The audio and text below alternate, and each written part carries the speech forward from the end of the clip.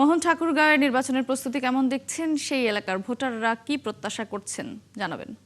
মৌটুসী রাত পোহালেই ত্রয়োদশ জাতীয় সংসদ নির্বাচনে ভোট গ্রহণ এবং এই ভোট গ্রহণ উপলক্ষে কিন্তু জনগণ তথা ভোটারদের মধ্যে ব্যাপক সাড়া। তারা কিন্তু বলছেন যে দীর্ঘদিন তারা ভোট থেকে বঞ্চিত ছিলেন এবং সেই আনন্দ এক ধরনের ঈদের আনন্দের মতো তারা বিভিন্ন এলাকা থেকে, অর্থাৎ তারা যেখানে কাজ করেন কর্মজীবী মানুষ, ঢাকা থেকে শুরু করে দেশের বিভিন্ন প্রান্ত, সেদিক থেকে কিন্তু ঠাকুরগাঁয়ের দিকে তারা এসেছেন। তারা ভোট দিতে চান, তাদের ভোটাধিকার প্রয়োগ করতে চান। তাদের মধ্যে উৎসাহ আগ্রহ আমরা দুটো দেখেছি এবং বলে রেখেছি এখানকার প্রস্তুতি প্রায় শেষের দিকে প্রস্তুতি সম্পন্ন করা হয়েছে স্থানীয় প্রশাসন থেকে।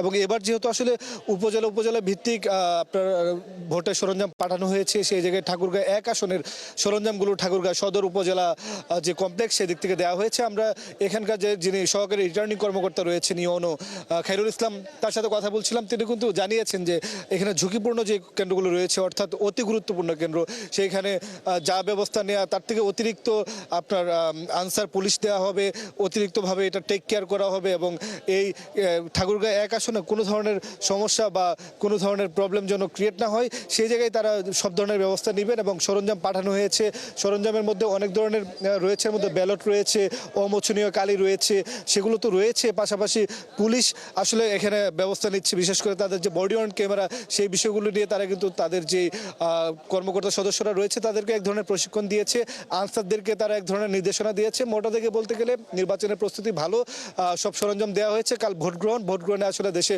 ভোটের যে মহোৎসব সারা দেশে, তার মধ্যে ঠাকুরগাঁওতেও এখানে উৎসবে জনগণ যুক্ত হবেন বলে কিন্তু আমাদেরকে জানিয়েছে মৌটুসী।